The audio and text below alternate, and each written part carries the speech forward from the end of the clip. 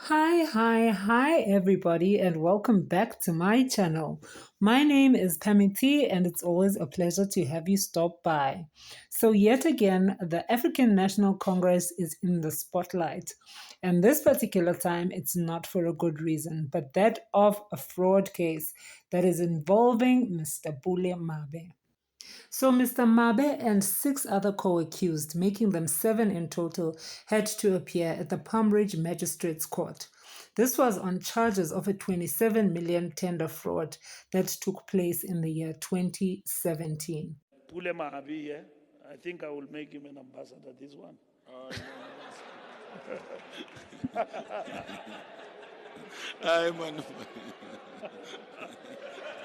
So we can see Mr. Mabe and his co-accused in the video over there. We did say that his co-accused are six in number, which makes them seven in total.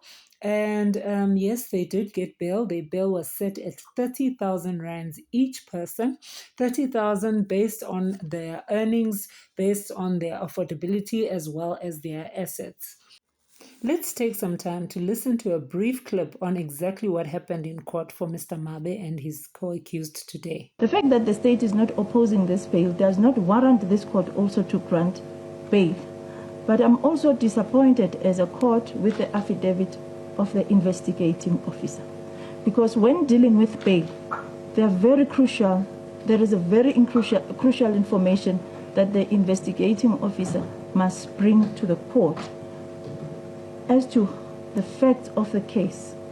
So how the people are linked, it's very important because the court has to decide about the liberty of the applicants that are standing before court.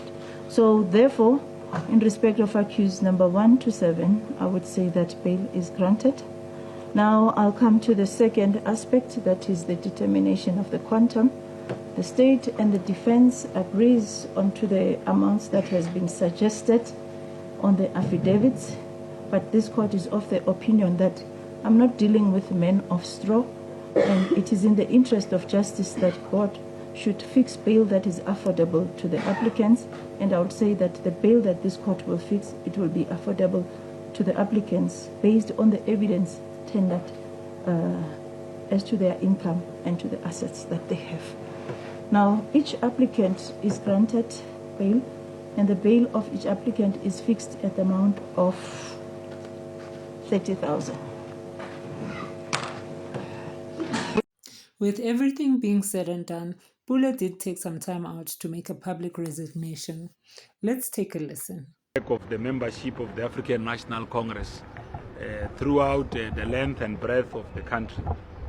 Perhaps the first point for us to state is that once charges were preferred against us today to come and appear here to apply for bail together with my wife Mahlekelo and 5 others on issues that we'll talk about just now. We immediately began a process of constructing a letter to the Secretary General of the ANC, Comrade Fikile Mbalula, to advise the ANC that we will, in accordance with the resolution of the 54th National Conference committed to the renewal of the ANC, that we will step aside from our active positions as members of the National Executive Committee. We will also, on the very same token, advise the Integrity Commission of the African National Congress of these charges that have since been preferred against us. We are doing so not because we are guilty. We are doing so because over the past 30 years that we've been members of the African National Congress, we have understood the importance of carrying resolutions of the ANC with everything else that we do. A renewed ANC requires us to position ourselves differently, to know that once charged or alleged of serious crimes, we must not make the life of the ANC difficult. I've already telephoned the Secretary General this Sunday. At that time, I was not as yet charged. I did not know what the charges were. By the time that the Sunday papers, or one of the Sunday papers, had a headline of my being imminently charged, at that point, I wasn't aware.